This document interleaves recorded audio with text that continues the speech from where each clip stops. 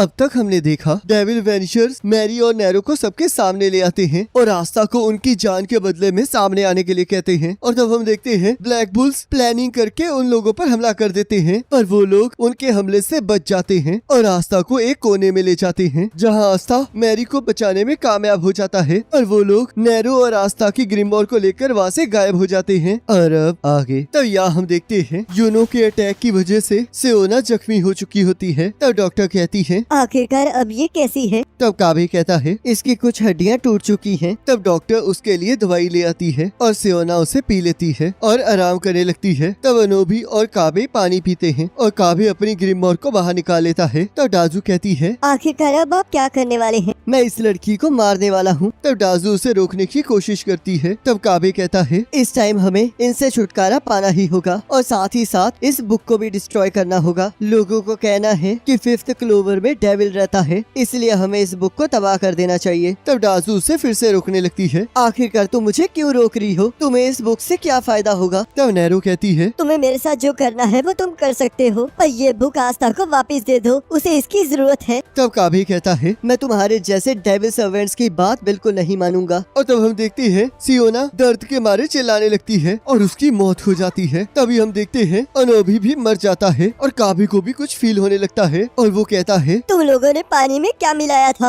आखिरकार तुम लोगों ने हमें धोखा क्यों दिया? तब डाजू कहती है क्या तुम्हें अब भी समझ नहीं आया? हम लोग डेविल को मारना नहीं चाहते हैं, क्योंकि हम लोग डेविल बिलीवर्स हैं और हम डेविल की पूजा करते हैं। तुम्ही ने तो मुझे यहाँ पर डेविल को मारने के लिए बुलाया था, तो आखिरकार तुम्हें हमसे क्या काम था? हम बस तुम्हारी डेविल के खिलाफ नफरत का फायदा उठाना चाहते थे, क्योंकि मैजिक पार्लियामेंट के मेंबर होने के नाते तुम्हारे पास वो इन्फॉर्मेशन थी जिस तक हम कॉमनर्स कभी नहीं पहुँच पाते, और हमें कोई ऐसा चाहिए था जो कि मैजिक को यूज कर सकता हो। आखिरकार अब इसका क्या मतलब है? तुम जैसे लोग कभी नहीं समझ सकते कि कुछ लोग ऐसे भी हैं जिनके पास बहुत कम मैजिक है। तब हमें एक फ्लैशबैक दिखाया जाता है जहाँ डाजू कहती है गर्मियों में एक दिन मेरे पड़ोस के कुछ दोस्तों ने मेरी मदद मांगी। वो लोग चाहते थे कि मैं अपने कैटलिस्ट मैजिक से उन दोनों के मैजिक को जोड़ दूं, ताकि मैं उनके आइस और वाटर मैजिक को मिलाकर सबको ठंडक पहुंचा सकूं। वो लोग बहुत खुश लग रहे थे और मुझे भी इस बात से बहुत खुशी हो रही थी। पर फिर मैंने शाम को उनकी बातें सुनी और वो कह रहे थे कि वो मेरे फ्रेंड्स इसलिए बने क्योंकि वो लोग कुछ अडल्ट्स को इम्प्रेस करना चाहते थे, और क्योंकि मैं ज्यादा मैजिक को यूज नहीं कर सकती थी तो वो इसलिए मुझ पर हंस रहे थे। बचपन से ही हमें बताया जाता है कि जिन लोगों के पास कम मैजिक होता है वो इस किंगडम के किसी काम नहीं आ सकते। तब काबे कहता है क्या तुम्हें लगता है कि इससे तुम्हें मदद मिलेगी? बिल्कुल, क्योंकि अब तक हम किसी के लिए भी एग्जिस्ट नहीं करते थे, पर अब आस्था आ गया है जिसके पास कोई भी मैजिक नहीं है, पर उसने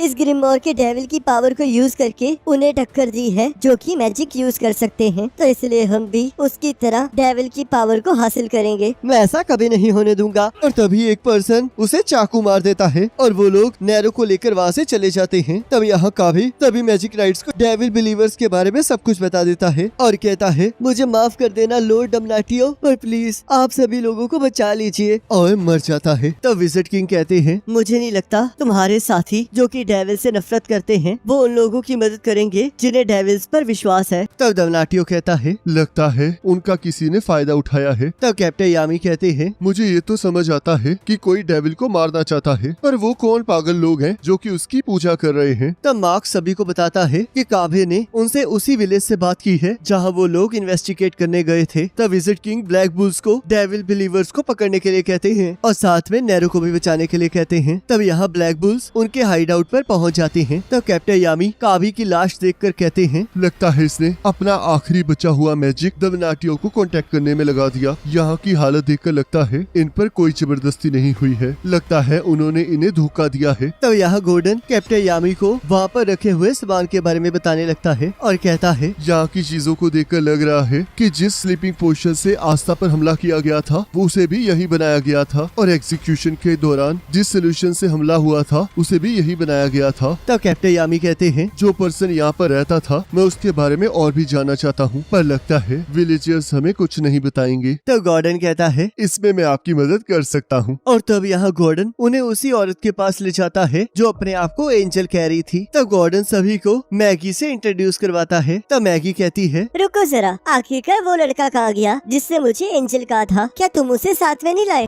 घोष इस टाइम अपनी बहन पर हॉस्पिटल में बैठकर नजर रख रहा है। तो आखिरकार उसने अपनी बहन को ढूंढ ही लिया। तो कैप्टन यामी कहते हैं, मैं ये देख पा रहा हूँ कि आप दोनों को फिर से एक दूसरे से मिलकर काफी खुशी हो रही है, पर इस टाइम हमारे पास टाइम नहीं है। हम उस इंसान के बारे में जानना चाहते हैं जो कि विलेज के बाहर जंगल में रहता था। तो तुम उस डॉक्टर की बात कर रहे हो? मैं तुम्हें उसके बारे में सब कुछ बता दूंगी, पर तुम्हें वादा करना होगा कि तुम अगली बार गोश्त को अपने साथ लेकर आओगे। तब कैप्टन यामी हाँ कह देते हैं। तब मैगी उन्हें बताती है कि वो अच्छे से मैजिक को यूज नहीं कर पाती थी, जिसे सुनकर नोवेल हैरान हो जाती है। तब मैगना कहता है, लगता है तुमने ये पहली बार सुना है। तब कैप्टन यामी कहते हैं, हम इसे ब्लेम नहीं कर सकते क्योंकि इसके घर में सभी लोग मैजिक यूज कर सकते हैं, पर हमारे पास एक ऐसा लड़का है जो कि सबसे अलग है क्योंकि वो थोड़ा सा भी मैजिक यूज नहीं कर सकता। तब मैगी कहती है, पर वो डॉक्टर पोशन बनाने में एक्सपर्ट थी और यहाँ के सभी लोग उसी से मेडिसिन लेने चाहते थे, और क्योंकि वो ज्यादा मैजिक यूज नहीं कर सकती थी तो शायद इसी वजह से वो इतनी एक्सपर्ट बन गई थी। और इससे मुझे एक और चीज याद आई, क्या तुमने उसकी बेस्ट फ्रेंड डाजू के बारे में सुना है? उसने अपने पति और उसकी माँ को द आई ऑफ मिडनाइट सन के अटैक में खो दिया, और डाजू भी डॉक्टर की तरह अच्छे से मैजिक यूज नहीं कर सकती थी, पर उसने कभी भी हार नहीं मानी। वो सच में बहुत अच्छी लड़की है। जब उसकी मदर और उसके हस्बैंड जिंदा थे तब वो अपनी जिंदगी में बहुत ज्यादा खुश थे। तब कैप्टन यामी डाजू के घर का पता पूछते हैं और वहाँ जाकर उन्हें एक फोटो मिलती है जिससे कैप्टन यामी और फिंडल को याद आता है कि वो उससे पहले भी मिले हैं। तब यहाँ नोवेल कहती है, पर एक मिनट रुको, मैगी ने तो कहा था कि डाजू बहुत ज्यादा खुश थी, पर वो इस फोटो में तो बिल्कुल खुश नहीं लग रही है। तब कैप्टन यामी कहते हैं, पर मुझे कोई ये बताओ कि उसकी फैमिली को अगर डेविल ने मारा है तो वो डेविल की पूजा क्यों कर रही है? तब वो ये सारी न्यूज विजिट किंग को बताते हैं और विजिट किंग उन्हें आगे बढ़ने के लिए कहते हैं। तब कैप्टन यामी कहते हैं, मुझे पता है कि आप चाहते हैं कि हम उनका पीछा करें, पर ऐसे बिना एम के इधर उधर भटकना बेकार है। तुमने सही कहा, और शायद मुझे पता है कि वो लोग कहाँ हैं। उन्होंने काबे के साथ दोस्ती की थी जिसके पास किंगडम की इंफॉर्मेशन थी, तो उन्हें पता होगा कि स्पेड किंगडम में मैगीक्यूला नाम का एक डेविल रहता है। तो इसलिए वो नैरो को अपने साथ ले गई ताकि वो मैगीक्यूला को नैरो को एज अ गिफ्ट दे सके, और शायद आस्था की ग्रिमोर उन्होंने इसलिए उठाई थी ताकि वो आस्था को भी ग्रिमोर के साथ मैगीक्यूला को गिफ्ट कर सके। तो वो पक्का स्पेड किंगडम गए होंगे ताकि वो डेविल को ज्वाइन कर सके। पर वो ऐसा क्यों कर रहे हैं? ये तो अब उनसे मिलकर ही पता लगेगा, पर हमें एक चीज पता है कि अगर उन्हें स्पेड किंगडम पहुंचना है तो उन्हें फोर्सेकन रेल्म के बॉर्डर को पार करना होगा, तो इसलिए अब मैं तुम लोगों पर भरोसा कर रहा हूँ। तब कैप्टन यामी सभी को मिशन की तैयारी करने के लिए कहते हैं और यहाँ फिनरल गोश को उस मिशन के बारे में बताता है। तब गोश मना कर देता है। तब सिस्टर थेरेसा कहती है, अगर तुम ऐसा करोगे तो मैरी को तुम पर बिल्कुल प्राउड नहीं होगा। अब आखिरकार तुम यहाँ पर क्या कर रही हो? मैं यहाँ तुमसे उसे बचाने आई हूँ। मैं उसे कहीं जाने नहीं दूंगा। चिंता मत करो, मैं उसका ख्याल रखूंगी, तो इसलिए जाकर अपना काम करो। इस टाइम मैरी के ऊपर ध्यान रखने से जरूरी कुछ नहीं है। क्या तुमने कभी सोचा है कि मैरी को असली खुशी क्या चीज देती है? तब गोश को याद आता है कि उसकी बहन ने उसे एक सच्चा मैजिक राइड बनने के लिए कहा था जिस पर कि वो प्राउड कर सके, और तब गोश वहाँ से जाने के लिए मान जाता है। तब कैप्टन यामी उसे स्पेशल पोर्टल के जरिए खींच लेते हैं और यहाँ ब्लैक बुल्स अपने बेस को लेकर उन डेविल बिलीवर्स को ढूंढने निकल जाते हैं, और यहाँ बाकी मैजिक नाइट स्क्वाड्स बाकी जगहों पर चेक करने चली जाती है। और तब यहाँ कुछ दिनों की मेहनत के बाद भी ब्लैक बुल्स को कुछ नहीं मिलता है। तब यहाँ कैप्टन यामी कहते हैं, हम लोग फोर्सेकन रेल्म में ढूंढ ढूंढ कर थक गए हैं, पर हमें अभी तक कुछ नहीं मिला है और न ही हम अभी तक उनके मैजिक को ट्रेस कर पाए हैं। तब विजिट किंग कहते हैं, लगता है वो कुछ ऐसा यूज कर रहे हैं जिससे कि उनका मैजिक ट्रेस नहीं किया जा सकता, और बाकी स्क्वाड्स को भी कुछ नहीं मिला है। अब मेरे हिसाब से डेविल बिलीवर्स फोर्सेकन रेल्म को क्रॉस कर गए होंगे और स्पेड किंगडम में घुसने की कोशिश कर रहे होंगे। ये तो मैं जानता हूँ क्योंकि हमें यहाँ पर कुछ ऐसे साइंस मिले हैं जो कि प्रूफ करते हैं कि वो लोग यहाँ से गए हैं। तब यहाँ मैगना आस्था और नोएल को बताता है कि इस विलेज में से भी कुछ लोग गायब हो गए हैं। तब नोएल कहती है, ये वो सारी जगह हो रहा है जहाँ जहाँ से हम आए हैं। तब आस्था कहता है, क्या इनके पीछे डेविल बिलीवर्स का हाथ है? तब यहाँ मैगना कुछ लोगों से बात करने की कोशिश करने लगता है पर वो लोग उसे इग्नोर करके वहाँ से चले जाते हैं। तब मैगना कहता है, आखिरकार ये लोग हमें ऐसे इग्नोर क्यों कर रहे हैं? तब नोएल कहती है, ये सब कुछ the eye of midnight red sun के अटैक की वजह से है, क्योंकि फोर्सैकन रैल्म के लोगों को लगता है कि मैजिक नाइट्स ने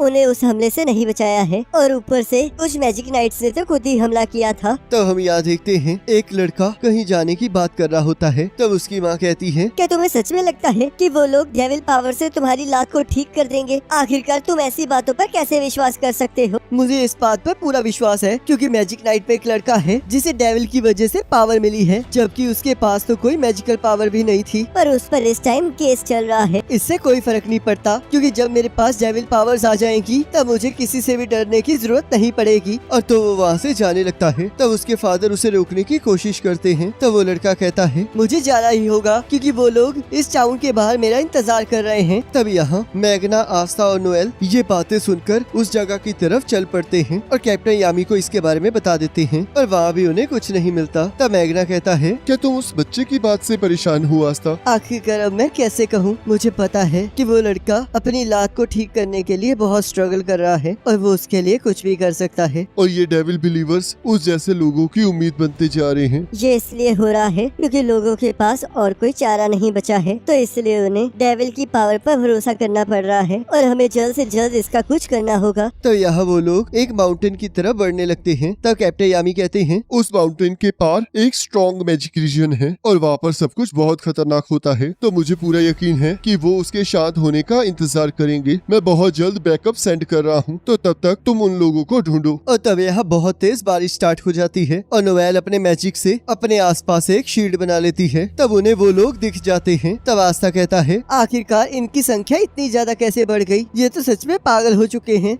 अब तक हमने देखा सभी को डेविल बिलीवर्स के बारे में पता लग जाता है और विज़र्ड किंग ब्लैक बुल्स को इस चीज की इन्वेस्टिगेशन करने के लिए भेजते हैं। तब ब्लैक बुल्स को वहाँ डाजू और उस डॉक्टर के बारे में पता चलता है और विज़र्ड किंग डेविल बिलीवर्स को फोर्सैकन रेल्म में ढूंढने के लिए कहते हैं। और बहुत ढूंढने के बाद आस्था और उसके दोस्तों को एक माउंटेन पर बहुत सारे डेविल बिलीवर्स दिखाई देते हैं। और अब आगे तब हमें यहाँ एक फ्लैशबैक दिखाया जाता है जहाँ डाजू और डॉक्टर पहली बार मिलते हैं। और तब डाजू डॉक्टर के मैजिक न होने के बावजूद भी मेडिसिन बनाने की कला की तारीफ करती है और उसे मिलने के लिए कहती है और डॉक्टर भी उसकी बात मान लेती है। तो हम यहाँ देखते हैं सारे डेविल बिलीवर्स आगे बढ़ रहे होते हैं और तब डॉक्टर उनके रास्ते में आए हुए एक पत्थर को उड़ा देती है। तो डॉक्टर कहती है, अब हमें जल्द से जल्द आगे बढ़ना चाहिए, क्योंकि जल्द ही रात होने वाली है और हमें उससे पहले इस माउंटेन को पार करके बॉर्डर को पार करना होगा। तब एक पर्सन कहता है, जब हम बॉर्डर को पार कर लेंगे तो हम क्लोवर किंगडम से बाहर चले जाएंगे, जिसका मतलब मैजिक नाइट्स हमें पकड़ नहीं पाएंगे और उसके बाद हम स्पेड किंगडम पहुंच जाएंगे। तब नैरो कहती है, ऐसा कुछ नहीं होगा, क्योंकि बॉर्डर को पार करते ही तुम्हें एक स्ट्रॉन्ग मैजिक रीजन मिलेगा जिसे पार करना बहुत मुश्किल है। तब हमें यहाँ बताया जाता है कि स्पेड किंगडम एक ऐसी कंट्री है जो कि बर्फ और मिस्ट्रीज से भरी हुई है और इसके बीच में एक न्यूट्रल जगह है जो कि किसी किंगडम की नहीं है और उस न्यूट्रल लैंड का बहुत सारा हिस्सा स्ट्रॉन्ग मैजिक रीजन के अंडर आता है। स्ट्रॉन्ग मैजिक रीजन कुछ ऐसा एरिया है जहाँ पर मैजिकल पावर बहुत ज्यादा होती है और इसी वजह से वहाँ एंटर करना बहुत मुश्किल होता है। तब नैरो कहती है, स्ट्रॉन्ग मैजिक रीजन में से निकलना तो मैजिक नाइट्स के लिए भी बहुत मुश्किल बात है, तो आखिरकार तुम लोग जिनके पास कम मैजिक है वो उस जगह से कैसे निकलेंगे? तो क्या तुम लोग मरना चाहते हो? तब डाजू कहती है, अगर हम किसी तरह स्पेड किंगडम पहुंच सकते हैं तो हम मरने के लिए भी तैयार हैं। और तो वो आगे बढ़ने लगते हैं और यहाँ हम देखते हैं मैग्ना कैप्टन यामी को कांटेक्ट कर रहा होता है और उनसे अगले ऑर्डर्स के बारे में पूछ रहा होता है, पर कैप्टन यामी से कम्युनिकेशन नहीं बन रहा होता। तब नोएल कहती है, स्ट्रॉन्ग मैजिक रीजन करीब होने के कारण यहाँ का मैजिक भी डिस्टर्ब हो रहा है, जिस वजह से कम्युनिकेशन में भी प्रॉब्लम आ रही है। तब मैग्ना कहता है, मैं जाकर कैप्टन यामी और बाकियों को ढूंढता हूँ, तब तक के लिए तुम लोग यहीं रुको और हाँ, बिना रीइंफोर्समेंट के यहाँ से हिलना मत। तब मैग्ना वहाँ से चला जाता है और हम देखते हैं आस्था चीखते हुए माउंटेन के ऊपर चढ़ने लगता है। तब नोएल कहती है, आखिरकार तुम कहाँ जा रहे हो? मैग्ना ने हमें यहीं रुकने के लिए कहा है। तब आस्था कहता है, मुझे नैरो की चिंता हो रही है। मुझे भी नैरो की चिंता है, पर हमें उससे पहले प्लान बनाना होगा। आखिरकार तुम करना क्या चाह रहे हो? मैं उनसे फिर से बात करना चाहता हूँ। मुझे लगता है कि हम लोग एक दूसरे की बात जरूर समझेंगे। अगर हम लोग उनसे बात ही कर पाते तो हम लोग इतनी बड़ी प्रॉब्लम में नहीं होते। तब आस्था उदास होने लगता है। तब नोएल कहती है अब इतना उदास होना बंद करो। तो चलो मैं तुम्हें वहाँ तक ले चलती हूँ। और तब वो आस्था को वहाँ से उड़ा ले जाती है। तब हम यहाँ देखते हैं डेविल बिलीवर्स अपनी पूरी ताकत से उस माउंटेन पर चढ़ रहे होते हैं। तब डाजू सोचती है मैंने जो अब तक झेला है वो इसके सामने कुछ नहीं है। और तब वो लोग ऊपर पहुंच जाते हैं और डॉक्टर और डाजू सूरज को देखकर अपनी पहली मीटिंग को याद करने लगते हैं। और तब वो लोग आगे बढ़ने लगते हैं। तब डॉक्टर कहती है आज फुल मून है जिस वजह से स्ट्रॉन्ग मैजिक रीजन का मैजिक वीक होगा। तब डाजू कहती है चाहे सब कुछ हमारे फेवर में नहीं है पर हमारे पास फिर भी चांसेस हैं। मैं अब तक जिंदा इसलिए हूँ क्योंकि मैं तुमसे मिल पाई हूँ। वो तुम ही हो डॉक्टर जिससे मेरी मुसीबतों में साथ दिया है और इसके लिए मैं तुम्हारी बहुत शुक्रगुजार हूँ। तब डॉक्टर भी उसे थैंक यू कहती है। और हम देखते हैं आस्था उड़ता हुआ वहाँ आ जाता है। तब सभी लोग उसे देखकर हैरान हो रहे होते हैं। तब आस्था कहता है आखिरकार नैरो तुम कहाँ हो? तब नोएल वहाँ आकर कहती है मुझे पता है कि तुम्हें ये पता नहीं चला होगा पर मुझे इन लोगों में से बहुत कम मैजिक फील हो रहा है। ये वैसा ही है जैसे कि उस विलेज में वो लड़का था। और सोचती है क्या सच में हमारे किंगडम में इतने सारे लोग हैं जिनके पास इतना कम मैजिक है? ये तो अभी भी कुछ लोग हैं, पता नहीं इनके जैसे और कितने लोग होंगे। तब आस्था को नैरो का पता चल जाता है। तब वो कहता है हम तुम्हें बचाने यहाँ आ गए हैं नैरो, तो चिंता मत करो। तब नोएल उसे चुप रहने के लिए कहती है। तब आस्था कहता है चिंता मत करो, यहाँ हवाएं बहुत स्ट्रॉन्ग हैं तो वो लोग हम पर पोर्शन से अटैक नहीं कर पाएंगे। तभी हम देखते हैं सभी लोग उनकी तरफ बढ़ने लगते हैं। तब नोएल अपनी ग्रीमॉ निकाल कर सोचती है हम लोग मैजिक नाइट्स हैं तो हमें इन्हें बचाना चाहिए, पर अगर ये आस्था पर हमला करेंगे तो मुझे इन पर हमला करना ही होगा। तभी हम देखते हैं सभी लोग आस्था के सामने झुक जाते हैं और सभी लोग उसे मास्टर आस्था कहने लगते हैं क्योंकि उसके पास डेविल की पावर होती है। और तब आस्था डॉक्टर और दाजू के पास चला जाता है। तब आस्था दाजू और डॉक्टर से कहता है नैरो को छोड़ दो, वो हमारे लिए बहुत इम्पोर्टेंट है। मुझे पता है कि तुम मेरी ग्रिमोर और नैरो को स्पेड किंगडम के डेविल को गिफ्ट के तौर पर देने जा रहे हो ताकि तुम उनके साथ हाथ मिला सको और तुम ये भी चाहते हो कि मैं भी तुम्हारे साथ चलूं। तब दाजू कहती है अब जब तुम्हें हमारा प्लान पता ही चल गया है तो तुम्हें ये एहसास हो ही गया होगा कि हम तुम्हें नैरो को वापस नहीं देने वाले। इस माउंटेन के पार एक स्ट्रॉन्ग मैजिक रीजन है और तुम्हें लग रहा होगा कि इस फुल मून के कारण तुम वहाँ से क्रॉस कर जाओगे, पर इतने सारे लोगों को इकट्ठे ले जाना बहुत ज्यादा खतरनाक है और तुम सभी लोग तो पहुँच भी नहीं पाओगे। तब दाजू कहती है हमें पता है पर हमें फिर भी जाना है। मेरे पास थोड़ा ही मैजिक है जिस वजह से मैं ज्यादा स्पेल यूज नहीं कर सकती। क्लोवर किंगडम में मैजिक ही सब कुछ है जिसका मतलब मैं उनके लिए एग्जिस्ट ही नहीं करती। मेरे पेरेंट्स ने भी मुझे हमेशा बेकार समझा है और स्कूल में भी सभी लोग मुझ पर हंसते थे। मैं कभी भी दोस्त नहीं बना पाई क्योंकि सभी लोग मुझे जज करते थे और मुझे पूरा यकीन है कि तुम्हें ये समझ आ रहा होगा आस्था। और इन्हीं सभी कारणों की वजह से मैंने बहुत ज्यादा मेहनत की पर फिर भी सबने मेरा मजाक उड़ाया क्योंकि मैं मैजिक को यूज नहीं कर सकती थी। तब आस्था कहता है तुम्हारे हस्बैंड ने तो तुम्हें एक्सेप्ट किया था। मैगी ने हमें बताया था कि तुम अपने पति और उसकी माँ के साथ बहुत खुश थी, तो क्या इसका मतलब ये नहीं था कि उन लोगों ने तुम्हें एक्सेप्ट कर लिया था? तो क्या तुम्हें खुश नहीं रहना चाहिए था? तब दाजू कहती है मैं बिल्कुल भी खुश नहीं थी क्योंकि मैं सच्चाई जानती थी कि वो कैसा फील करते हैं और मैंने उनके साथ जो भी समय गुजारा वो सच में एक हेल की तरह था। वो हमेशा मेरे खाने बनाने पर मेरी तारीफ किया करते थे और मुझे पूरा यकीन है कि सभी को यही लगता था कि वो कितने अच्छे हैं, पर वो हमेशा मेरा मजाक उड़ाया करते थे और मुझे बेकार समझते थे। उन्होंने मुझे कभी एक्सेप्ट नहीं किया, बस मेरा फायदा उठाया। उन्हें ये सोचकर बहुत खुशी मिलती थी कि कोई है जो कि उनसे भी कमजोर है। मैं बहुत खुश हूँ कि वो लोग मर चुके हैं, उन्हें मर ही जाना चाहिए था। तो डॉक्टर कहती है चाहे हम सभी की सिचुएशन अलग हो पर हम सभी ने हमेशा ऐसा ही फील किया है। मैं ऐसी मेडिसिन बना सकती हूँ जो कि किसी भी रिकवरी मेज के मैजिक से ज्यादा ताकतवर है, पर फिर भी किसी ने मुझे एक्सेप्ट नहीं किया क्योंकि मैं मैजिक यूज नहीं कर सकती थी। उस विलेज में कुछ लोग थे जिन्हें मेरी मेडिसिन पर भरोसा था, पर काम निकलने के बाद वो भी मुझसे दूर रहने लगते थे और सभी लोग उनकी बातों पर एग्री करने लगते हैं और क्लोवर किंगडम को छोड़ने की बात करने लगते हैं। तो डॉक्टर कहती है हम इनसे स्पेड किंगडम जाते हुए मिले हैं और इन्होंने हमें बताया कि इन्होंने भी हमारे जैसी मुश्किलें झेली हैं और एक ऐसी जिंदगी जी है जिसमें किसी को भी नहीं पता था कि ये लोग एग्जिस्ट भी करते हैं। और जब इन्होंने हमारी बात सुनी तो ये हमारी मदद करने यहाँ तक आ गए। पर आस्था मुझे ये बताओ, आखिरकार तुम हमें यहाँ क्लोवर किंगडम में वापस जाने के लिए क्यों कह रहे हो? क्या तुम ये चाहते हो कि हम लोग फिर से वही जिंदगी जिए? क्या तुम्हें कुछ समझ नहीं आ रहा? तब आस्था कहता है मुझे सब समझ में आ रहा है और यही वो कारण है जिस वजह से मैं तुम्हें यहाँ रोक रहा हूँ। तो नोएल कहती है आखिरकार तुम लोग स्पेड किंगडम क्यों जाना चाहते हो? तब दाजू कहती है क्योंकि हमें डेविल की पावर चाहिए। काबे ने हमें बताया था स्पेड किंगडम में एक डेविल रहता है और वो हमें पावर दे सकता है और हम लोग वही पावर चाहते हैं। तब डॉक्टर कहती है, और जब हमें डेविल की पावर मिल जाएगी तब हम इस किंगडम में वापस आएंगे और बदला लेंगे। तब आस्था उन्हें रोकने लगता है। तब दाजू कहती है, क्लोवर के 3 लीव्स भरोसा, उम्मीद और प्यार को रिप्रेजेंट करते हैं और चौथे लीफ से गुड लक आता है, पर 5वें लीफ में डेविल रहता है और यही वो कारण है कि तुम इस ग्रिमोर के कारण उस डेविल की पावर को हासिल कर पाए हो, जबकि तुम्हारे पास तो कोई मैजिक भी नहीं है। तुमने इस डेविल की पावर को हासिल करके मैजिक नाइट्स को ज्वाइन किया है और कितना कुछ हासिल किया है। हमने हमेशा तुम्हें अपना हीरो माना है और हम लोग तुम्हारी जैसे बनना चाहते हैं, इसलिए हम स्पेड किंगडम जा रहे हैं ताकि हमें डेविल की पावर मिल सके और हम इस किंगडम से बदला ले सकें। तब आस्था कहता है, पर मैं डिफरेंट हूँ, क्योंकि चाहे लोगों ने मेरा जितना मर्जी मजाक उड़ाया हो, पर मैंने हमेशा अपनी ट्रेनिंग की तरफ फोकस किया है और किसी से भी नफरत नहीं की है। ये सच है कि मुझे उस ग्रिमोर की मदद से ही मेरी पावर मिली है, पर मैंने कभी नहीं सोचा कि मैं अपने पावर के जरिए इस किंगडम से बदला लूंगा। मैंने हमेशा लोगों की मदद करने के लिए अपनी पावर यूज की है। मेरा सपना है कि चाहे लोग जैसे मर्जी हो, चाहे वो नोबल हो या फिर कॉमनर, मैं तो बस सभी को खुश देखना चाहता हूँ। तब दाजू कहती है, अगर हम तुम्हारे जैसे इस दुनिया को देख पाते तो हम बहुत ज्यादा खुश होते, पर हम इस किंगडम से बदला लेकर रहेंगे, जिस वजह से हम नैरो को वापस नहीं दे सकते और अब हम पेड किंगडम की तरफ आगे बढ़ेंगे। तब आस्था कहता है, तुम जो करना चाहो वो कर सकते हो, पर तुम्हें नैरो को यहीं छोड़ना होगा। तब दाजू कहती है, ऐसा नहीं हो सकता, तो फिर तुम उसकी जगह मुझे ले चलो। तुम्हारा तो पहले ही प्लान था ना कि तुम मुझे अपने साथ ले चलो, तो मेरे हिसाब से मेरी ग्रिमोर और मैं उस डेविल के लिए अच्छा गिफ्ट होंगे। तब दाजू कहती है, तो ठीक है, पर हमें तुम्हें और उस लड़की को बांधना होगा। और तब वो लोग आस्था और नोएल को बांध देते हैं। तब आस्था कहता है, और नैरो को छोड़ दो। तब दाजू कहती है, हम जैसे ही तुम्हें लेकर स्पेड किंगडम पहुंच जाएंगे, हम वैसे ही नैरो को छोड़ देंगे। तब नैरो कहती है, तुमने बहुत बड़ी गलती की है। तब आस्था कहता है, यकीन मानो, मुझे इन पर भरोसा है। तब डॉक्टर कहती है, अब ये सारे लोग डेविल को भेंट के तौर पर दिए जाएंगे और मुझे पूरा यकीन है कि वो बहुत ज्यादा खुश होगा। तब नैरो कहती है, ऐसा तो तब होगा ना जब हम स्ट्रॉन्ग मैजिक रीजन से बाहर निकल जाएंगे। और तब वो लोग आगे बढ़ने लगते हैं और तब हम देखते हैं वो लोग स्ट्रॉन्ग मैजिक रीजन के पास पहुंचने लगते हैं। तब नोएल सोचती है, मुझे यहाँ वो मैजिक फील हो रहा है, चाहे आज फुल मून है, पर फिर भी यहाँ का मैजिक बहुत ज्यादा है। तब नैरो कहती है, आखिरकार अब तुम लोग यहाँ से कैसे जाओगे? तब दाजू कहती है, चाहे हमारे पास ज्यादा मैजिक ना हो, पर हमारे पास थोड़ा मैजिक तो है ही है। मैं अपने कैटलिस्ट मैजिक से सभी की मैजिक को मिक्स कर दूंगी और सबके मैजिक को इकट्ठा करके बहुत स्ट्रॉन्ग मैजिक क्रिएट करूंगी, जो कि मिलकर बहुत ज्यादा स्ट्रॉन्ग बन जाएगा और इसी से हम स्ट्रॉन्ग मैजिक रीजन पार करेंगे। तब नैरो कहती है, स्पेड किंगडम यहाँ से बहुत दूर है, तो किसे पता कि दाजू अपना मैजिक कब तक संभाल पाएगी। पता नहीं ये काम करेगा भी या नहीं। तब दाजू कहती है, ये एक जुआ है, चाहे हम लोग वहाँ पर पहुँच ना पाए, पर कम से कम कोई एक पर्सन तो पहुँच ही जाएगा ना, और उसे डेविल की पावर मिल जाएगी और वो अकेला पर्सन ही क्लोवर किंगडम से हमारा बदला लेगा। और तब वो लोग आगे बढ़ने लगते हैं।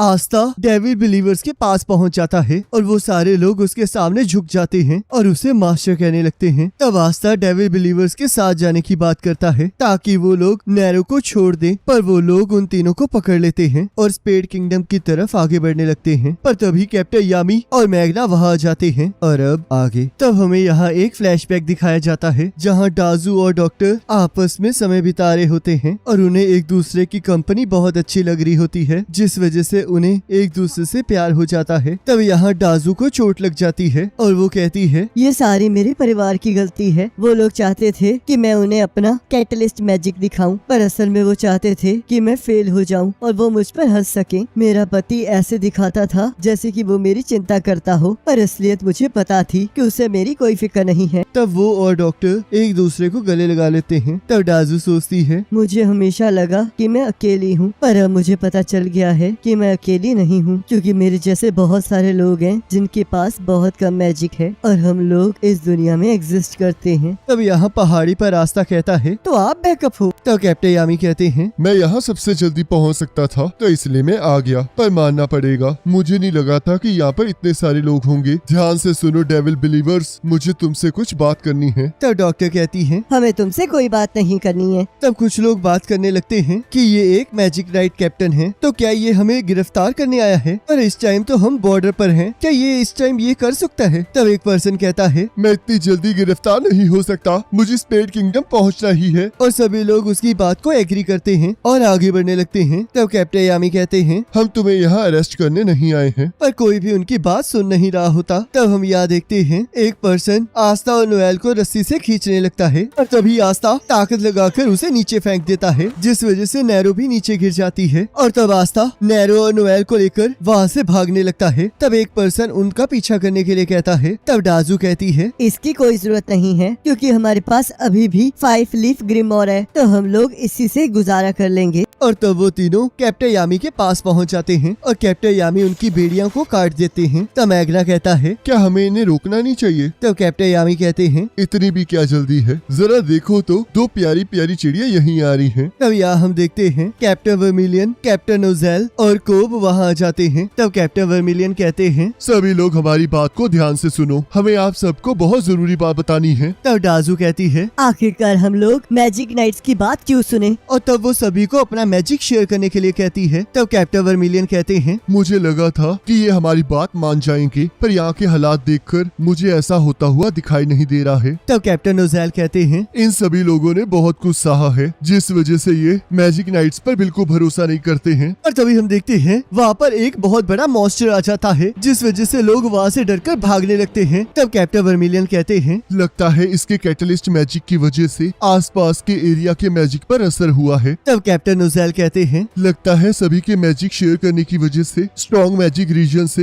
एक मॉन्स्टर यहाँ आ गया है। तब यहाँ डाजू सोचती है, मुझे कभी नहीं लगा था कि मेरे पास एक मॉन्स्टर को यहाँ बुलाने की ताकत है। और तब वो मॉन्स्टर उन पर हमला कर देता है और तभी मैग्ना डाजू और डॉक्टर को बचा लेता है और तब उनके ऊपर पत्थर गिरने लगते हैं। तब हम देखते हैं आस्था और नोवेल उन्हें बचा लेते हैं और यहाँ नैरो जख्मी लोगों के जख्म ठीक कर रही होती है। तब डाजू सोचती है, तो ये लोग यहाँ पर ग्रिमोर के लिए नहीं आए हैं, बल्कि ये लोग यहाँ हमारी जान बचाने आए हैं। तब यहाँ वो मॉन्स्टर कैप्टन वर्मिलियन पर हमला कर देता है और तब कैप्टन वर्मिलियन भी अपने आसपास शील्ड बना लेते हैं और यहाँ कैप्टन यामी और कैप्टन ओजेल अलग अलग तरफ से उस मॉन्स्टर पर हमला कर देते हैं। तब यहाँ उस मॉन्स्टर के ध्यान भटकते ही वो तीनों फिर दोबारा से उस मॉन्स्टर पर हमला कर देते हैं, जिससे वो मॉन्स्टर पूरी तरह से तबाह हो जाता है। तब सभी लोग कहते हैं, मैजिक नाइट्स तो सच में बहुत ज्यादा स्ट्रॉन्ग हैं, ये कितने कमाल के हैं। तब डाजू कहती है, मुझे यकीन नहीं आ रहा कि सबका मैजिक इकट्ठा करने के बावजूद भी हम इनका कुछ नहीं बिगाड़ पाए। तब लोग कहते हैं, अब हम कुछ नहीं कर सकते क्योंकि ये लोग बहुत ज्यादा ताकतवर हैं और हम लोग इनका कुछ नहीं बिगाड़ सकते, तो अब हमें किस तरह की पनिशमेंट मिलने वाली है। तब यहाँ डाजू कुछ करने का सोच रही होती है। तब कैप्टन यामी कहते हैं, लगता है तुम लोगों को कोई गलत फहमी हुई है, हम लोग यहाँ पर तुम लोगों को गिरफ्तार करने नहीं आए हैं, बल्कि हम तुमसे कुछ बात करना चाहते हैं। और तब हम देखते हैं कोब अपने स्पेशल मैजिक से कैप्टन विलियम और डमनाटियो को वहाँ बुला लेते हैं। तब सभी लोग कैप्टन विलियम को वहाँ देखकर बहुत खुश हो जाते हैं और उन्हें हीरो कहने लगते हैं। तब कैप्टन यामी कहते हैं, तो हीरो आखिरकार यहाँ पर आ ही गया, थैंक यू कि तुमने अपने बिजी शेड्यूल से हमारे लिए टाइम निकाला। तब कैप्टन विलियम कहते हैं, किंगडम के लिए मैं कुछ भी कर सकता हूँ और ऊपर से मुझे अपनी गलतियों का भुगतान भी करना है। तब कैप्टन यामी कहते हैं, तो क्या तुम्हें इस बंदे को भी अपने साथ लाना जरूरी था? तब कैप्टन विलियम नैरो को देखकर कहते हैं, तुम एक बहुत इम्पोर्टेंट हिस्सा हो, शुक्र है कि तुम ठीक हो। तब कैप्टन विलियम डेविल बिलीवर्स के पास पहुंच जाते हैं और कहते हैं, हम लोग यहाँ पर तुम्हें गिरफ्तार करने नहीं आए हैं, अगर मैं सही हूँ तो तुम लोग स्पेड किंगडम की तरफ जा रहे हो, पर तुम लोगों ने अभी तक बॉर्डर क्रॉस नहीं किया है, जिसका मतलब तुम लोगों ने अभी तक कोई क्राइम नहीं किया है। पर अगर हम लोग अभी तुम लोगों को अपने अपने घर वापस जाने के लिए कहेंगे तो मुझे पूरा यकीन है कि तुम लोग मना कर दोगे। तुम्हें शायद एहसास नहीं है, पर हम मैजिक नाइट्स तुम्हारी सिचुएशन को समझते हैं, तो इसलिए हम चाहते हैं कि तुम हमें थोड़ा टाइम दो और हम पूरी कोशिश करेंगे कि हम तुम्हारे भरोसे को दोबारा जीत सकें। तब लोग कहते हैं, हम इन पर भरोसा नहीं कर सकते, ये लोग नोबल और रॉयल्स हैं, तो इन्हें हमारी फीलिंग से क्या लेना देना। तब कैप्टन यामी कहते हैं, तुम लोगों ने सही कहा, मैजिक नाइट्स में कुछ रॉयल और नोबल्स हैं, पर हम सभी लोग एक जैसे नहीं हैं। जरा ब्लैक बुल्स को ही देख लो, मेरी स्क्वाड के अंदर एक क्रिमिनल है, कुछ ऐसे लोग हैं जिन्हें घर से निकाल दिया गया है, एक ऐसी है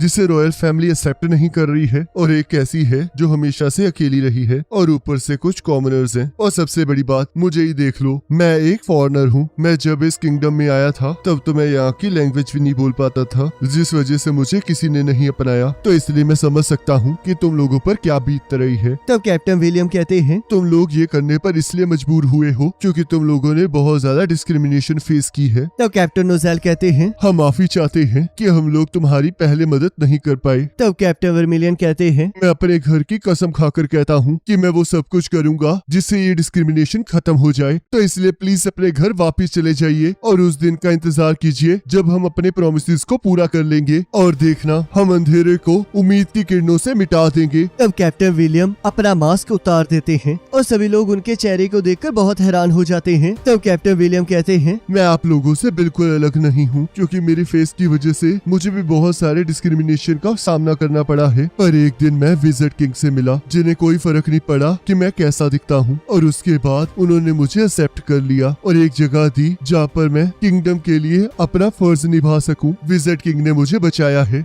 अब इस किंगडम को बचाने की मेरी बारी है, तो हम लोग आप लोगों के लिए वो जगह बनाएंगे जहाँ पर आप रह सकते हैं। तो इसलिए मैं चाहता हूँ कि आप प्लीज हम पर एक बार विश्वास कीजिए। और तब हम देखते हैं सभी लोग उनकी बात सुनकर वापस जाने लगते हैं और कहते हैं, अगर वो सच कह रहे हैं कि वो हमें सपोर्ट करेंगे तो हम एक बार उनकी बात जरूर मानेंगे और उन पर विश्वास करेंगे। तब वहाँ पर सिर्फ डेविल बिलीवर्स रह जाते हैं और कैप्टन विलियम कहते हैं, तुम लोगों ने 2 लड़कियों को किडनैप किया है और रॉयल कैपिटल में हंगामा भी बचाया है, और इसके अलावा 3 लोगों का मर्डर किया है। तो इसलिए हम तुम्हारे किए हुए को नजरअंदाज नहीं कर सकते। तब दमनाटियो कहता है, तुम लोग अपने सारे क्राइम्स के लिए जज किए जाओगे। तब डाजू कहती है, तो अगर तुम लोग हमें अरेस्ट ही करना चाहते हो तो मैं तुम सभी को उड़ा दूंगी। और तब वो जैसे ही उन लोगों पर बॉम्ब फेंकने लगती है, कैप्टन यामी उसे रोक लेते हैं। तब डाजू कहती है, हम लोग कितने करीब आ गए थे, पर अब हम अरेस्ट कर लिए जाएंगे। तब दमनाटियो कहता है, आखिरकार तुम्हें कौन अरेस्ट कर रहा है? क्या तुम्हें सच में लगता है कि तुम्हें अरेस्ट करके और सजा देके हम कुछ हासिल कर पाएंगे? मैं यहाँ तुम्हें जज करने आया हूँ, तो इसलिए आज से मैं तुम्हें इस किंगडम से बाहर निकालता हूँ। जिसे सुनकर सभी लोग शॉक हो जाते हैं। तब दमनाटियो कोब को स्पेशल पोर्टल खोलने के लिए कहता है और उन्हें क्लोवर किंगडम से निकल जाने के लिए कहता है। तब डाजू कहती है, अब हम डिसाइड करेंगे कि हम आगे कहाँ जाएंगे, क्योंकि हम जो पाथ चलना चाहते हैं अब उसे कोई और डिसाइड नहीं कर सकता। तब दमनाटियो उस बात के लिए मान जाता है और उन्हें वहाँ से जाने के लिए कहता है। तब डाजू आस्था को उसकी ग्रिमोर वापस दे देती है। तब आस्था उसे रोकते हुए कहता है, एक दिन मैं विजिट किंग बनूंगा और एक फ्री किंगडम बनाऊंगा जहाँ पर सभी लोग एक दूसरे को समझ पाएंगे और इकट्ठे खुश रह पाएंगे। तो इसलिए मुझसे वादा करो कि तुम जहाँ मर्जी रहो, पर इस बात पर हमेशा नजर रखोगे और देखोगे कि मैं कैसे सब कुछ बदलने वाला हूँ। तब डाजू कहती है, काश आस्था मैं तुम्हारे जैसी होती। और वहाँ से जाने लगती है। तब यह डाजू डॉक्टर के पास जाकर कहती है, अब हमारे पास ना ही ग्रिमोर है और ना ही होस्टेजेस, और हमारे मैजिक रीजन से निकलकर स्पेड किंगडम जाने के चांसेस भी बहुत ज्यादा कम हैं, पर फिर भी मैं जाना चाहती हूँ। तब सभी लोग उसके साथ खड़े हो जाते हैं। तब डेविल बिलीवर्स कहते हैं, हम अभी के लिए तो क्लोवर किंगडम से जा रहे हैं, पर अगर ये किंगडम कभी भी चेंज ना हुई तब हमारी जगह पर कोई और आएगा और ये सब कुछ दोबारा होगा। और तब वो सभी लोग वहाँ से चले जाते हैं। तब दमनाटियो वापस जाते हुए सोचता है, वो स्केल्स जो कि डार्कनेस की तरफ झुक गए हैं, उन्हें लाइट्स की तरफ लाना ही तुम्हारा सपना था ना काबे? तो देखो वो पूरा हो गया। तब सभी लोग वहाँ से जाने लगते हैं। तब यहाँ डाजू आगे बढ़ते हुए सोच रही होती है, मैंने बहुत सारे पाप किए हैं। मैंने उस दिन अपने पति और उसकी माँ को मार डाला था। वो लोग बहुत बेकार थे, जो कि हमेशा अंदर से मुझ पर हंसा करते थे और मुझे नीचा दिखाते थे, पर उन्होंने कभी भी मेरे मुंह पर ये चीजें नहीं कही। तो इसलिए मैंने हमेशा ऐसा एक्ट किया जैसे कि मुझे कुछ पता ही ना हो। और जब उस दिन द आई ऑफ मिडनाइट सन ने हमला किया तब उन्होंने मुझे अपने असली रंग दिखा दिए, जिस वजह से मैंने उन्हें वही मरने के लिए छोड़ दिया। मुझे कभी भी उनके मरने का पछतावा नहीं हुआ, क्योंकि उन्हें वही मिला जो वो लोग डिजर्व करते थे। मुझे पूरा यकीन है कि जो जख्म उस बंदे ने मुझे दिए हैं वो वक्त के साथ भर जाएंगे, पर जो जख्म मेरे दिल पर है वो कभी भी नहीं भरने वाले। और चाहे हम लोग मर जाएं, पर फिर भी हमारे अंदर की रिवेंज की आग जलती रहेगी। तो इसलिए हमें स्पेड किंगडम पहुंचना ही होगा, ताकि हमें डेविल की कैप्टन ओजेल, कैप्टन वर्मिलियन और कैप्टन यामी डेविल बिलीवर्स को रोकने वहाँ आ जाते हैं और उन्हें उन पर भरोसा करने के लिए कहते हैं। और तब डेविल बिलीवर्स उनकी बात मानकर वापस चले जाते हैं और डाजू और उसके साथी वहाँ से जाने की बात करते हैं। और तब दामनाटियो उन्हें जज करके उन्हें उस किंगडम को छोड़ने का हुक्म देता है और वो सभी लोग स्पेड किंगडम की तरफ निकल पड़ते हैं। और अब आगे तब यहाँ हमें एक फ्लैशबैक दिखाया जाता है जहाँ फर्स्ट विजिट किंग एक मैजिक आइटम का ब्लूप्रिंट बनाते हैं और कहते हैं ये वो मैजिक आइटम है जो कि एल्व्स के मैजिक स्टोन की तरह अपने अंदर मैजिक को स्टोर करेगा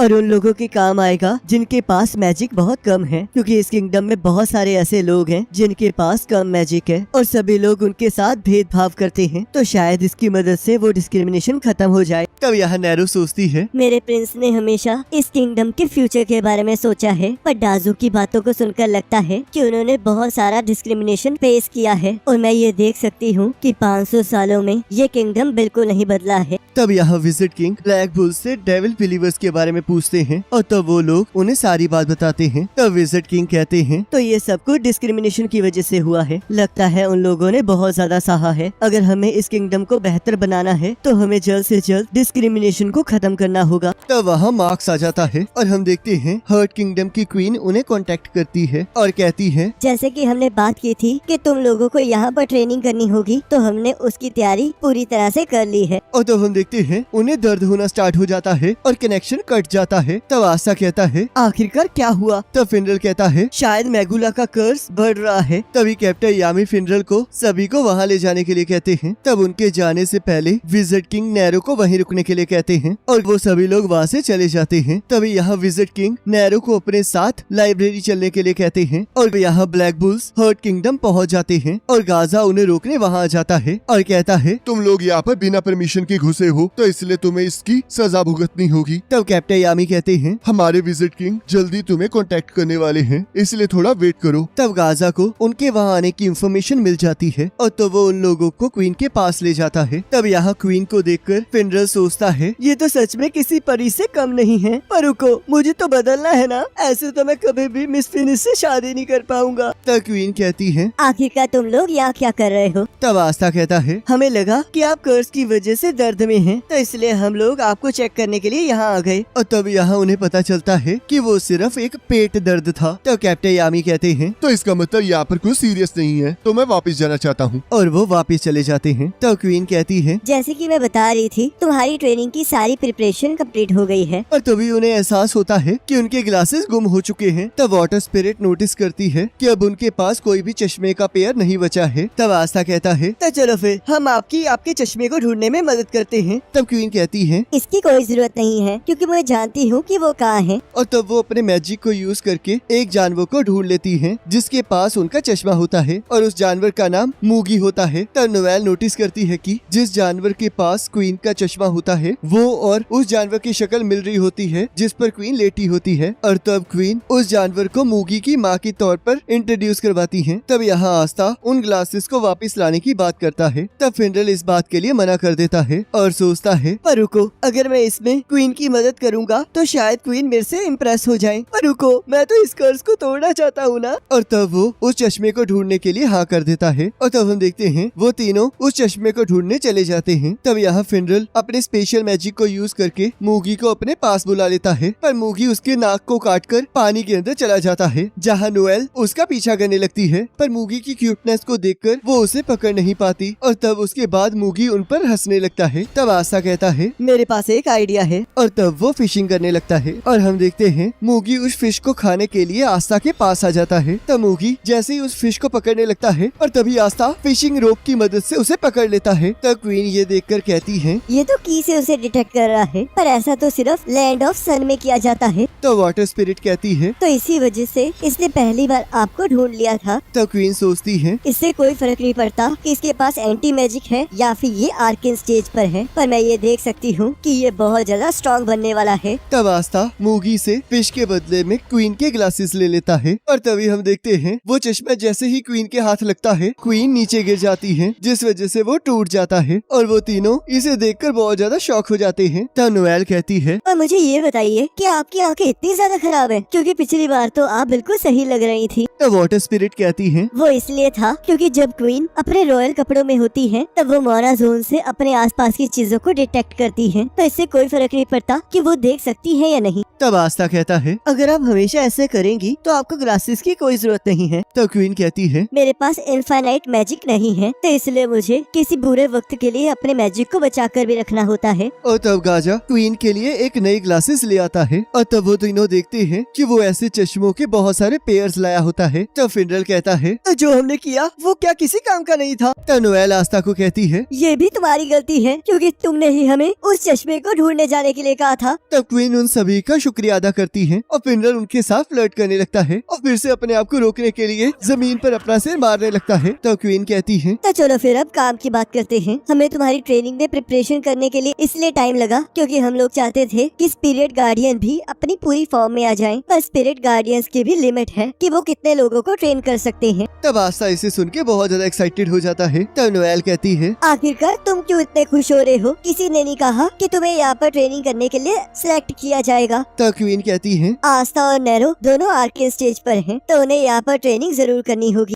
तब आस्था कहता है, तो क्या इसका मतलब विजिट किंग और कैप्टन यामी भी यहाँ ट्रेनिंग करेंगे? तब गाजा कहता है, वो लोग पहले से ही बहुत ज्यादा ट्रेंड है, तो हम उन्हें और ज्यादा नहीं सिखा सकते। तब क्वीन कहती है, और तुम्हारे कैप्टन को देखकर मुझे लगता है कि उन्होंने पहले ही डिसाइड कर लिया है कि उन्होंने ट्रेनिंग कहाँ करनी है। जिसे सुनकर वो तीनों शॉक हो जाते हैं। तब यहाँ विजिट किंग नैरो को लाइब्रेरी ले जाते हैं, जहाँ पर नैरो चाबी खो जाने की वजह से वहाँ का गेट खोलने लगती है। तब वो वहाँ उस लाइब्रेरी के अंदर फर्स्ट विजिट किंग की बुक को देखती है। तब विजिट किंग उस बुक को पढ़ते हुए कहते हैं, तुम्हारा असली नाम सैक्रे है ना? और मैं देख सकता हूँ कि इस बुक में तुम्हारा जिक्र है। जब इस आइटम के बारे में लिखा गया था तब उनके पास वो टेक्निक नहीं थी जो उसे पूरा कर सके, तो इसलिए अब मैंने मैजिक आइटम रिसर्च लैब में इसे बनाने की रिक्वेस्ट भेज दी है। और अगर ये चीज बन जाएगी तब डेविल बिलीवर्स और उनके जैसे लोगों को कोई दिक्कत नहीं होगी। जिनके पास पावर है और जिनके पास नहीं है, उन लोगों के बीच में डिस्क्रिमिनेशन की वजह से ये किंगडम बिखर गई है। तो अगर हमें क्लोवर किंगडम को ठीक करना है तो हमें इन लोगों को जोड़ना होगा। तब ये बात सुनकर नैरो को विजिट किंग के अंदर फर्स्ट विजिट किंग की झलक दिखाई देती है। तब यहाँ आस्था, नोएल और फिनरल ब्लैक बुल बेस वापस आ जाते हैं, जहाँ आस्था नैरो को बताता है कि वो लोग ट्रेनिंग करने हर्ट किंगडम जा रहे हैं। तब यहाँ रात को नैरो सोचती है, मेरे प्रिंस, मैं ये देख सकती हूँ कि आपका सपना अभी भी जिंदा है। अभी के विजिट किंग आप ही की तरह इस क्लोवर किंगडम के बारे में सोचता है और इस किंगडम से प्यार करता है, तो इसलिए मैं वादा करती हूँ कि मैं स्ट्रॉन्ग बनके इस किंगडम को प्रोटेक्ट करूँगी। तब यहाँ ग्रे सोच रही होती है कि सभी लोग बहुत ज्यादा मेहनत कर रहे हैं और पूरा ध्यान अपनी ट्रेनिंग पर दे रहे हैं, पर मैं अभी भी सबके सामने आने में शर्मा रही हूँ। तो वक्त आ गया है जब मैं अपने आप को बदलूंगी। तब यहाँ ग्रे अपनी शाइनेस को कम करने के लिए नोएल को उसे अपना स्टूडेंट बनाने के लिए कहती है। तो नोएल कहती है, आखिरकार तुम ये क्यों करना चाहती हो? तब ग्रे कहती है, अगर मैं ऐसी ही रहूंगी तो मैं स्पिरिट किंगडम और डेविल के साथ नहीं लड़ पाऊंगी, और मैं ये भी चाहती हूँ कि मैं अपने असली रूप में इस लड़ाई को लड़ूं। तब नोएल कहती है, पर तुम्हें मेरी मदद क्यों चाहिए? हमारी टीम में और भी मेंबर्स है ना? तब ग्रे कहती है, क्योंकि तुम हमेशा से कॉन्फिडेंट रही हो और ये शायद रॉयल्टी होने के कारण है। मैं हमेशा से तुम्हारी जैसा बनना चाहती थी नोएल। तब नोएल इस बात के लिए मान जाती है। तब नोएल कहती है, तो तुम तब शर्माती हो ना जब लोग तुम्हारी तरफ देखते हैं। तो चलो फिर इस बात की प्रैक्टिस करते हैं। और तब हम याद देखते हैं जब जब नोएल उसे देख रही होती है वो तब भी उससे शर्मा रही होती है। तब वहाँ गॉर्डन उनकी मदद करने आ जाता है और कहता है, तो चलो फिर तुम शुरुआत के लिए मेरी डॉल्स के साथ प्रैक्टिस करो। पर हम देखते हैं ग्रे उन डॉल्स के सामने भी शर्मा रही होती है। तब नोएल कहती है, तुम्हें याद है कि तुम्हें मेरी तरह बनना है, तो चलो फिर अपने आप में कॉन्फिडेंस लाओ। और तब वो अपने आप को नोएल में ट्रांसफॉर्म कर लेती है, जिससे कि उसके अंदर कॉन्फिडेंस आ जाता है। पर नोएल ऐसा करने से मना कर देती है और कहती है, तुम्हें मुझ में ट्रांसफॉर्म नहीं होना है, तुम्हें बस मेरे कैरेक्टर में ढल जाना है। और तब वो नोएल की तरह एक्टिंग करने लगती है, पर नोएल उसे ऐसा करने से भी मना कर देती है। तब गॉर्डन उसे आस्था की एक्टिंग करने के लिए कहता है और हम देखते हैं ग्रे कॉन्फिडेंस के साथ उन डॉल्स के साथ बात करने लगती है, पर वो फिर भी शर्माने लगती है। तब गॉर्डन कहता है, तुम्हें अभी इस वीकनेस को खत्म करने में वक्त लगेगा। और तब वो दोनों ही उसे कुछ नहीं सिखा पाते और तब वो गोश्त बन के गोश्त से मदद मांगने लगती है। तब गोश्त कहता है, ये मेरा काम नहीं है, तो यहाँ से भाग जाओ क्योंकि मुझे तुम्हारी मदद करके कुछ नहीं मिलेगा। तब ग्रे कहती है, तो फिर ठीक है, तुम इसके बदले में मुझे कुछ भी करने के लिए कह सकते हो। और तब गोश्त उसे मैरी में कन्वर्ट होकर कुछ डायलॉग कहने के लिए कहता है और ग्रे इस बात के लिए मान जाती है। और तब गोश्त उसकी मदद करने के लिए उसके आसपास बहुत सारे मिरर ला देता है और कहता है, इसमें से मैं तुम्हें सारे एंगल से देख रहा हूँ, तो चलो फिर कॉन्फिडेंस लाने की कोशिश करो। और तब वो फिर से आस्था की तरह एक्टिंग करने लगती है, पर वो किसी काम नहीं आती है। तब घोष वहाँ से चला जाता है और हम देखते हैं वहाँ से एक बटरफ्लाई गुजरती है जिससे ग्रे हिप्नोटाइज हो जाती है। तब घोष उसे अलग अलग चीजें करने के लिए कहने लगता है और उसे एक टर्टल बनने के लिए कहता है जिस पर किसी चीज का कोई असर नहीं होता। और हम देखते हैं ऐसा करने पर ग्रे कुछ रिएक्ट नहीं कर रही होती और तब वो उसे दोबारा से ह्यूमन में कन्वर्ट होने के लिए कहता है, पर अपने माइंड में टर्टल बने रहने की सीख को याद रखने के लिए कहता है। और तब हम देखते हैं ग्रे के अंदर कॉन्फिडेंस आ जाता है। तब घोष उसे एक मार्केट में ले जाता है और उसे सारे लोगों का सामना करने के लिए कहता है। तब हम देखते हैं ग्रे बिल्कुल भी घबरा नहीं रही होती। तब घोष उसे अपना वादा पूरा करने के लिए कहता है और तब ग्रे जैसे ही मैरी में कन्वर्ट होती है वैसे ही घोष उसे डरा देता है जिससे वो दोबारा से शाय फील करने लगती है। तब घोष कहता है, अगर तुम्हें इतनी शर्म आती है तो तुम पहले की तरह ट्रांसफॉर्म होके क्यों नहीं रहती हो? क्योंकि रियलिटी में मैं वो नहीं हूँ। क्या तुम मजाक कर रही हो? चाहे तुम जो मर्जी बन जाओ पर तुम हमेशा वही रहोगी जो तुम असल में हो। तब हमें यहाँ ब्लू रोज नाइट का हेडक्वार्टर दिखाया जाता है जहाँ वो सभी लोग ट्रेनिंग कर रहे होते हैं। तब सोल कहती है, तुम तो पहले से भी ज्यादा ताकतवर हो गई हो। तब कैप्टन शार्लेट कहती है, पर ये अभी भी उस डेविल को हराने के लिए काफी नहीं है। और तब वो फिर से अपनी स्क्वाड को उन पर अटैक करने के लिए कहती हैं। तब सभी लोग बुरी तरह से थक चुके होते हैं और तब वो सभी को ब्रेक लेने के लिए कहती हैं। और तब यहाँ सभी लोग ट्रेनिंग के लिए बहुत ज्यादा एक्साइटेड हो रही होती हैं। तब कैप्टन शार्लेट सोचती है, ये बहुत ज्यादा एनर्जेटिक लग रही है क्योंकि मैंने मर्दों के साथ बात न करने वाली रिस्ट्रिक्शन को हटा दिया है।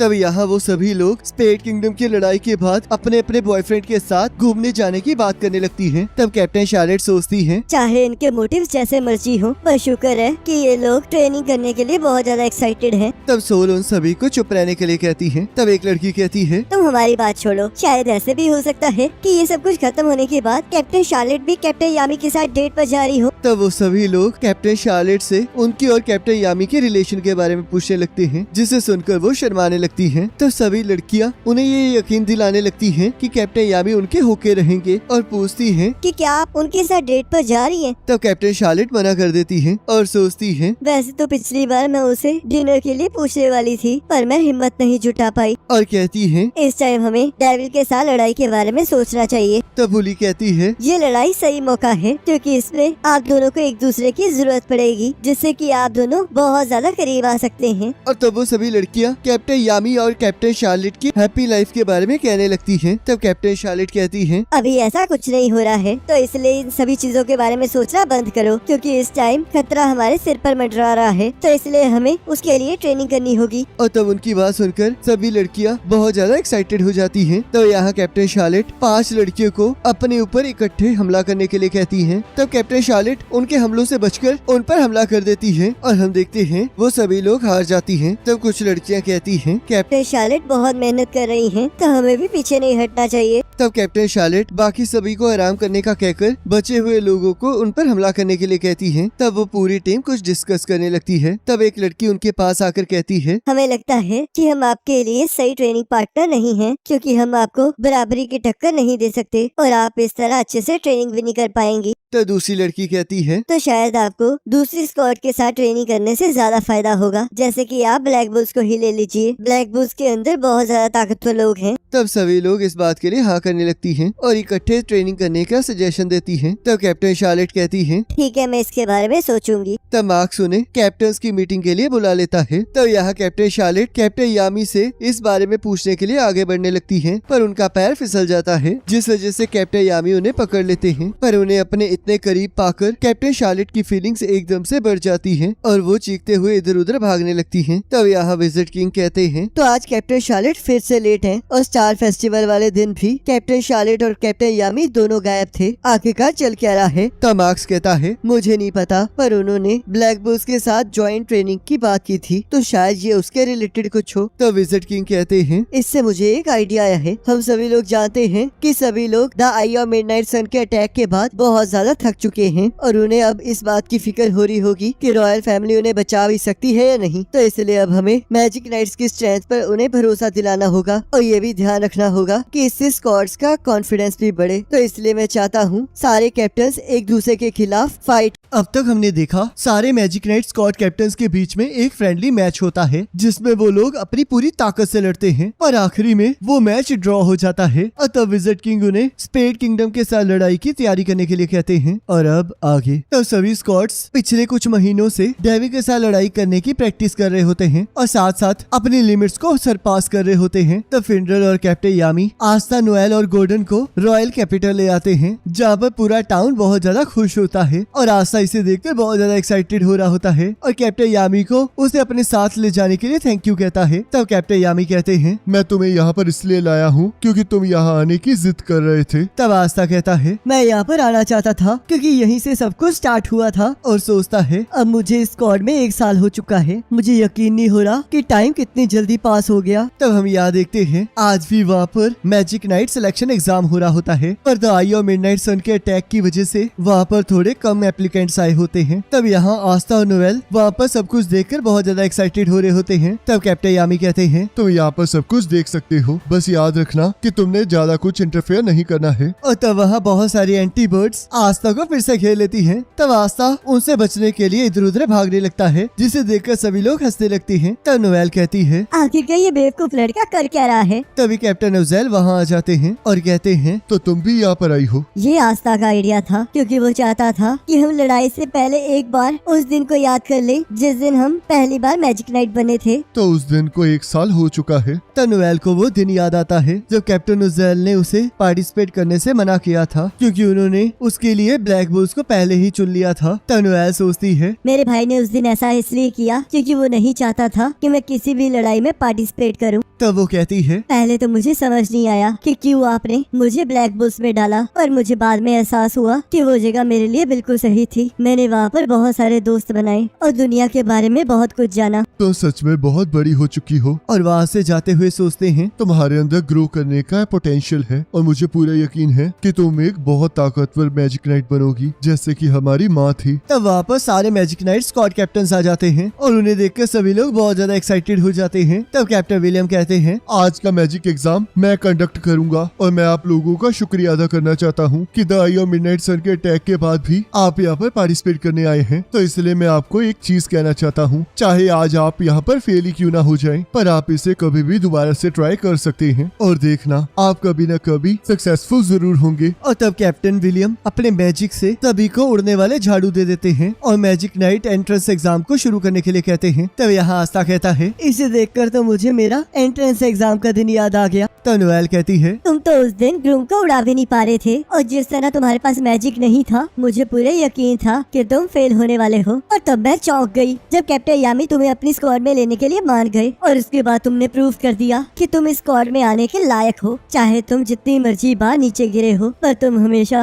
और भी ज्यादा ताकत से फिर से खड़े हुए हो। तुमने हर चीज का सामना अपनी पूरी ताकत से किया है। तुम सच में बहुत कमाल के हो। तब आस्था भी नोएल की तारीफ करने लगता है। तब नोएल कहती है, हमने सच में बहुत मुसीबतों का सामना किया है पर अब हमारी मुसीबतें और भी ज्यादा बढ़ने वाली हैं। यहाँ पर सारे मैजिक नाइट स्क्वाड कैप्टन्स हैं और अब हम पहले से ज्यादा ताकतवर हो चुके हैं। तो इसलिए हम अपनी स्ट्रेंथ्स को कंबाइन करके अपने आने वाली लड़ाई को जरूर जीतेंगे और भी ज्यादा ताकतवर बनेंगे। तब हम यहाँ देखते हैं यूनो भी उस एग्जाम को देखने आया होता है। तब यहाँ आस्था यूनो को रोकने जाता है पर यूनो उसे ज्यादा भाव नहीं देता जिस वजह से वो उस पर चिल्लाने लगता है पर यूनो फिर भी कुछ नहीं कहता। तब आस्था कहता है, तो अगर तुम यहाँ पर आए हो तो तुम्हें पक्का हमारा प्रॉमिस याद आया होगा। तब यूनो उस प्रॉमिस को याद करने लगता है जहाँ पर उन दोनों ने प्रॉमिस किया था कि वो लोग विज़र्ड किंग बनने में अपनी पूरी ताकत लगा देंगे और ये प्रूफ कर देंगे कि अगर कोई कॉमनर कुछ भी चाहे तो वो कुछ भी बन सकता है। और कहता है, पर याद रखो आस्था कि जीतूंगा तो मैं ही। तब यहाँ शाम को ब्लैक बुल्स ताकतवर होने की बात कर रहे होते हैं। तब आस्था कहता है, तो कैप्टन क्या हमने किसी न्यू को रिक्रूट किया? वैसे मुझे कोई पसंद आया था पर दूसरी स्क्वाड ने उसे ले लिया, जिसका मतलब तुम अभी भी इस स्क्वाड में जूनियर्स हो। तब यहाँ विज़र्ड किंग भी एंट्रेंस एग्जाम को देखने आए होते हैं। तब मार्क्स कहता है, मुझे लगा ही था कि आप यही मिलेंगे, जल्दी से चलिए, अभी भी कैसल में बहुत सारा काम बचा है। तब विज़र्ड किंग कहते हैं, मैं जानता हूँ पर यहाँ ये देखने में भी मजा आ रहा है कि कितने यंग लोग मैजिक नाइट स्क्वाड्स को ज्वाइन करने के लिए अपनी पूरी ताकत लगा रहे हैं ताकि वो किंगडम को प्रोटेक्ट कर सके। और तब वो लोग वहाँ से चले जाते हैं। तब यहाँ कैप्टन विलियम यूनो को उसका पेंडेंट वापस देते हैं। तो यूनो कहता है, आखिरकार आपको ये कहाँ से मिला? एक रेवची नाम के बंदे ने मुझे इसे तुम्हें देने के लिए कहा था और उसने मुझे बताया था कि ये उसे शैडो पैलेस के अंदर से मिला था और वो इस बात से बहुत ज्यादा डर रहा था कि अगर तुम्हें पता चला कि ये उसके पास है तो पता नहीं तुम उसका क्या हाल करोगे। मुझे कभी नहीं लगा था कि वो बंदा किसी दिन ऐसा भी कर सकता है। तो कैप्टन विलियम उसे उसके कामों के लिए थैंक यू कहते हैं। तब यहाँ ब्लैक बुल्स अपने बेस वापस पहुँच जाते हैं। तो कैप्टन यामी कहते हैं आज पार्टी है क्योंकि तुम लोगों को ज्वाइन किए हुए 1 साल हो चुका है, तो चलो फिर अब मजे करते हैं। तब यहाँ आस्था और यूनो आसमान को देखकर सोचते हैं मैं पहले से ज्यादा स्ट्रांग हो चुका हूँ पर अभी भी इतना काफी नहीं है, तो इसलिए मैं और ज्यादा मेहनत करूंगा ताकि मैं एक दिन विजिट किंग बन सकूं। तब अगले दिन मार्क्स विजिट किंग को किंगडम की डेवलपमेंट के बारे में बताता है और आज की कैप्टन्स मीटिंग और स्पेशल डेकोरेशन सेरेमनी को अटेंड करने के लिए कहता है। तब यहाँ मीटिंग में मार्क्स कहता है हम यहाँ पर इसलिए इकट्ठा हुए हैं ताकि हम लोग ये डिसाइड कर सकें कि हर किंगडम की ट्रेनिंग में कौन कौन पार्टिसिपेट करेगा। तब विजिट किंग कहते हैं जैसे कि हम लोगों ने डिसाइड किया था कि हम हर किंगडम की क्वीन की लड़ाई में मदद करेंगे और अब उन्होंने ट्रेनिंग की प्रिपरेशन पूरी कर ली है जिसमें 5 स्पिरिट गार्डियंस कुछ लोगों को ट्रेन करेंगे। तो इसलिए मैं ये जानना चाहता हूँ कि आप लोग अपनी स्क्वाड में से किस किस को भेजना चाहते हो। तब यहाँ कैप्टन यामी आस्था, नेरो, नोवेल, फिनरल और लक का नाम लेते हैं। तब कैप्टन डॉर्थी कहती हैं क्या हुआ नोजेल, क्या तुम अपनी बहन को लेकर चिंतित हो? तब विजिट किंग कहते हैं आस्था और नेरो पहले से ही आर्कन स्टेज पर हैं, तो वो लोग पक्का वहाँ जाकर कुछ न कुछ जरूर सीखेंगे। और अगर मैं लक और नोवेल की बात करूँ तो वहाँ पर एक spirit guardian lightning magic use करता है और क्वीन के पास तो खुद एक वाटर स्पिरिट है, तो उन्हें बहुत कुछ सीखने को मिलेगा। तो तुमने बिल्कुल सही डिसीजन लिया है। तब कैप्टन यामी कहते हैं और फिनरल को तो मैं ऐसे ही भेज रहा हूँ। तब ब्लैक बुल्स में से 5 लोग सिलेक्ट हो जाते हैं। तब कैप्टन विलियम कहते हैं मेरी स्क्वाड में से मिमोसा जाएगी क्योंकि इस लड़ाई में हमें सबसे ज्यादा रिकवरी मेजिस की जरूरत पड़ेगी और क्योंकि वो एक रॉयल है और उसके पास एक नेचुरल मैजिक है तो इसलिए वो पक्का कुछ न कुछ कमाल कर दिखाएगी और इस किंगडम के काम आएगी। मिमोसा एक अच्छी चॉइस है, पर मैंने सुना है कि स्पिरिट गार्डियन में एक विंड टाइप जादूगर है, तो क्या तुम किसी और को नॉमिनेट नहीं करना चाहोगे? यूनो ने मना कर दिया है। तब कैप्टन वर्मिलियन अपनी स्क्वाड में से लियो को चुनते हैं और कहते हैं वैसे तो वो बहुत ज्यादा प्रैक्टिस कर रहा है पर अभी भी वो आगे बढ़ने से हिचकिचा रहा है, तो मुझे पूरा यकीन है कि इस ट्रेनिंग से उसकी हिचकिचाहट दूर हो जाएगी और वो इस किंगडम को और भी अच्छे से प्रोटेक्ट कर पाएगा। तब मार्क्स बाकी सभी से भी उनकी स्क्वाड के रिकमेंडेशन पूछता है। तब कैप्टन शार्लेट कहती है क्या एक कैप्टन खुद को नॉमिनेट कर सकती है? तब विजिट किंग हाँ कहते हैं। तब कैप्टन शार्लेट सोचती है मैंने फील किया था कि उस एल्फ की वजह से मेरी पावर कितनी ज्यादा बढ़ गई थी और वो मेरी पावर से बहुत ज्यादा थी, तो इसलिए अगर मुझे इस लड़ाई को लड़ना है तो मुझे और भी ज्यादा ताकतवर होना होगा। तब बाकी स्क्वाड्स अपनी ट्रेनिंग को खुद से करने के लिए कहते हैं। तब विजिट किंग कहते हैं मुझे पता है कि क्लोवर किंगडम की ट्रेनिंग अच्छी है, पर अगर हम दूसरी जगह जाएंगे तो हमें नई नई चीजों के बारे में पता लगेगा जिसकी वजह से हम और भी ज्यादा एक्सप्लोर कर पाएंगे। तो अब जो लोग नहीं जा रहे हैं मैं चाहता हूँ कि वो लोग अपनी ट्रेनिंग पर ध्यान दें और बहुत ज्यादा मेहनत करें और उसके बाद मैं खुद देखना चाहूंगा कि आप लोग कैसे ग्रो करते हैं। तब कैप्टन रिल ये सब कुछ सोचते हुए चामी के बारे में सोच रहे होते हैं और पूरी तरह से एक्साइटमेंट में भर जाते हैं और कहते हैं एक्वा डियर्स में मैं खुद को डोमिनेट करता हूँ और सोचते हैं मुझे ताकतवर बनना होगा